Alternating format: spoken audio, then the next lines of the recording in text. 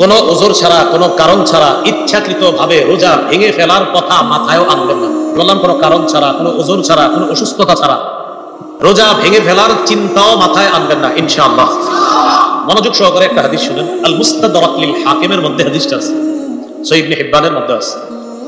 قال رسول الله صلى الله عليه وسلم, নবীজি বলেন, বাইনামা আনা নাইমুন, আমি ঘুমিয়েছিলাম, আতানি রাজুলান, আমি ঘুমিয়েছিলাম, স্বপ্নে আমার কাছে দুজন লোক আসছে। স্বপ্নে কয়জন আসছে? এই যারা রোজা ভেঙে ফেলে তাদেরকে আপনারা এই হাদিসটা নিজেরা আজকে মুখস্থ করবেন, আর যারা ওই যে লাল কাপড় টাপড় লাগায় খায় এদেরকে এই হাদিসটা শোনায় দিবেন। পারবেন না ইনশাআল্লাহ? বাংলাটা মুখস্থ রাখতে পারবেন তো? বাস শেষের অংশটা মুখস্থ রাখলে চলবে, শুধু শেষের জায়গাটা মুখস্থ রাখলে চলবে। আমি বলছি মন দিয়ে শুনুন। রাসূলুল্লাহ সাল্লাল্লাহু আলাইহি সাল্লাম বলেন, আমি ঘুমিয়ে আছি, দুই ব্যক্তি আমার কাছে আসছে। আসার পর ফাআখাযা বিদবঈ, আমার বাহু ধরছে। কিভাবে? বাহু ধরছে। তো ধরার পর আমার টাইনা নিয়ে যাইতেছে, স্বপ্নে দেখতেছে নবীজি। সুবহানাল্লাহ। নবীজি বলেন, আমারে নিয়ে যাইতেছে, যাইতে যাইতে দেখলাম ফাআতায়া বি জাবালান ওয়া'রা, আমারে একটা পাহাড়ের কাছে নিয়ে গিয়েছে, আমারে একটা পাহাড়ের কাছে নিয়ে গিয়েছে, দুর্গম পাহাড়। এই দুর্গম পাহাড়ের সামনে গিয়ে আমি দাঁড়ায় রয়েছি, দুর্গম পাহাড়, এটার সামনে দাঁড়ায় রয়েছি।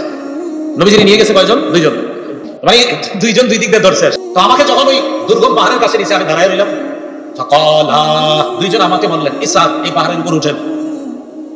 তো আমি জবাব দিলাম, লা উতিকুহু, না আমি পারবো না, এই দুর্গম পাহাড়ে, এই পাহাড়ে কে উঠবে, পারবো না। নবীজি বলেন, ওই দুইজন নবীজিকে বললেন, সানুসাহিলুহু লাকা, আপনি টেনশন করেন না, পাহাড়ে ওঠা আমরা দুইজন আপনার জন্য সহজ করে দিব। রাসূলুল্লাহ সাল্লাল্লাহু আলাইহি সাল্লাম বলেন, আমি ঘুমিয়েছিলাম, স্বপ্নে দুই ব্যক্তি আমার কাছে এসেছে, আমার দুই বাহু ধরে আমাকে টেনে নিয়ে গেছে, দুর্গম একটা পাহাড়ের কাছে আনছে। ওই পাহাড়ের কাছে যাওয়ার পর আমি পাহাড়ের সামনে দাঁড়িয়ে রইলাম। আমাকে ওই দুইজন বললেন, আপনি পাহাড়ে ওঠেন। আমি বললাম, আমি উঠতে পারবো না। তারা দুইজন আমাকে বললেন, আমরা এই পাহাড়ে যেন আপনি উঠতে পারেন, এই ওঠাটা আমরা আপনার জন্য সহজ করে দিব, আমরা সাপোর্ট দিব, আপনি উঠেন। রাসূলুল্লাহ সাল্লাল্লাহু আলাইহি সাল্লাম বলেন, ফাসাইতু, আমি পাহাড়ে উঠলাম। পাহাড়ে ওঠার পর আমি দেখলাম, ইদান বিআসওয়াতিন শাদীদা, প্রচন্ড আওয়াজ আমার কানে আসতেছে। কোথায় উঠে আওয়াজ পাইছে? পাহাড়ের উপরে। রাসূলুল্লাহ সাল্লাল্লাহু আলাইহি সাল্লাম বলেন, হাত্তা ইদা কুনতু ফি সাওয়াইল জাবাল, যখন পাহাড়ের মাঝামাঝি জায়গায়, সমতল জায়গায় গেলাম, সেখানে গিয়ে ইদান বিআসওয়াতিন শাদীদা, প্রচুর আওয়াজ শুনলাম, ভয়ঙ্কর আওয়াজ, চিৎকারের আওয়াজ আমার কানে আসছে। ফাকুলতু মা হাযিহিল আসওয়াত, আমি প্রশ্ন করলাম, এগুলা কিসের আওয়াজ? ওই দুইজন জবাব দেয়, ওয়া আহলিন নার, এগুলা জাহান্নামীদের চিৎকারের আওয়াজ।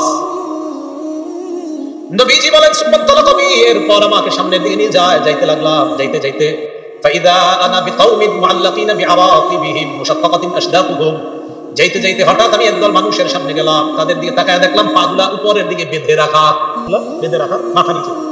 আর কি দেখেন? পা উপরে মাথা নিচে, মুশাক্কাকাতিন আশদাকুহুম, এই দুই পাশের যে দুই গাল, এই দুই গাল করাত দ্বারা চিরতেছে, উপরে পাগুলা, নিচে ঝুলন্ত, এইভাবে আপনার গাল চিরতেছে। তাসিলু আশদাকুহুম দামা, এই পুরা গাল, এই চোয়াল সহ রক্ত পড়তেছে। এই কল্পনা আনেন, দৃশ্যটা কল্পনা আনেন, পা উপরে মাথা নিচে, দুই পাশের গাল থেকে রক্ত পড়তেছে, ব্যাপারটা কত ভয়ঙ্কর। রাসূল বলেন, আমি বললাম, এগুলা কারা, কার সামনে আমি আসলাম? মান হাউলা, ফেরেশতারা জবাব দিলেন, আল্লাযীনা ইফতিরুনা ক্বাবলা তাহিল্লাতি সাওমিহিম, হুজুর এরা তারা যারা ইফতারির সময় হওয়ার আগে ইচ্ছাকৃতভাবে রোজা ভেঙে ফেলে, এরা তারা। আর যারা রোজা রাখে না, তাদের অবস্থা তো আরো ভয়ঙ্কর। রাসূল বলেন, একদল হুজুর ইচ্ছাকৃতভাবে রোজার সাথে তামাশা করে, ইচ্ছা করে রাখা, মন চায় আমি রাখবো, মন চায় রাখবো না, ইচ্ছা করে যারা ভেঙে ফেলে, এদের এই অবস্থা, এটা চলতেই থাকবে। পাগুলো উপরের দিকে দেওয়া, মাথা নিচের দিকে দেওয়া, দুই পাশের গাল বেয়ে বেয়ে রক্ত পড়তেছে, এরা তারা যারা ইচ্ছাকৃতভাবে রোজা ভেঙে ফেলে। ফলে অবস্থাটা কত ভয়ঙ্কর।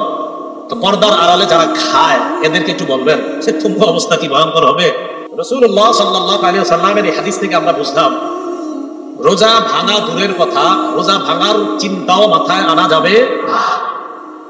আব্দুল্লাহ ইবনে মাসউদ রাদিয়াল্লাহু তাআলা আনহু বর্ণনা কি বলে দেখেন, তিনি বলেন, মান আফতারা ইয়াওমান মিন রমাদানা মুতাআম্মিদান মিন গায়রি সাফারিন ওয়ালা মারাদিন, কোন ব্যক্তি যদি ওযর ছাড়া ইচ্ছাকৃতভাবে রমজানের একটা রোজা ভেঙে ফেলে, কয়টা?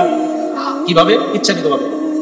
লাম ইয়াকজি আবাদা ওয়া ইন সামাত দাহরা কুল্লা, সে ওই এক রোজার বিনিময়ে যদি সারা জীবনও রোজা রাখে, তাও ওই রোজাটার হক আর আদায় হবে না। যদিও এক রোজার কাফারা আছে, 60টা রোজা রাখা, কিন্তু কাফারা, কিন্তু ওই যে এক রোজা রাখলে যে আপনি যে বেনিফিট আল্লাহর কাছ থেকে পাইতেন, এটা আপনি সারা জীবন রাখলেও এই ফজিলতটা পাবেন। রোজা ভাঙা দূরের কথা, রোজা ভাঙার চিন্তাও মাথায় আনা যাবে না।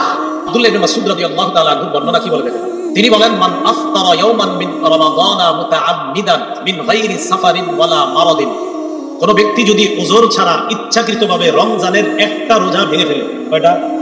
কিভাবে? ইচ্ছাকৃতভাবে।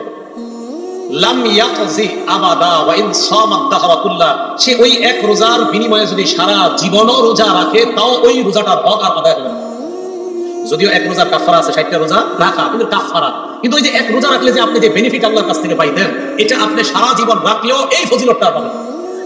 কয়টা রোজা? মাত্র একটা রোজা ইচ্ছাকৃতভাবে কেউ যদি ছেড়ে দেয়। আল্লাহ আমাদের সকলকে যে কথাগুলো বললাম এই কথাগুলোর উপর আমল করার তৌফিক দান করেন।